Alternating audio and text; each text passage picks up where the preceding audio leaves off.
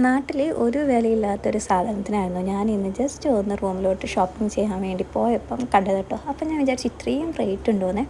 എവിടെയല്ല നമ്മുടെ ലുലുവിലാട്ടോ കണ്ടത്. എപ്പോഴും ഞാൻ റൂമിലോട്ട് ഷോപ്പിംഗ് ചെയ്യുന്നത് ഒന്നുകിൽ നെസ്റ്റോന്നോ അല്ലെങ്കിൽ ലുലുന്നോ ആയിരിക്കും.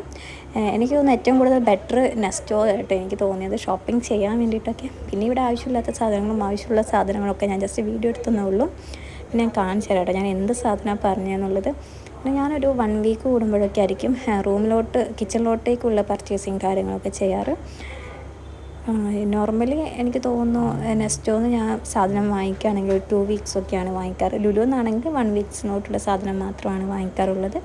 അതുപോലെ തന്നെ എനിക്ക് വെജിറ്റബിൾസും ഫ്രൂട്ട്സും ഒക്കെ ആണെങ്കിലും നെസ്റ്റോന്ന് വാങ്ങിക്കുന്നതാണ് കുറച്ചുകൂടെ ബെറ്റർ എന്ന് തോന്നിയതും. നെസ്റ്റോന്നാണ് ഞാൻ അധികം ഇങ്ങനത്തെ സാധനങ്ങളൊക്കെ വാങ്ങിക്കാറ് കേട്ടോ.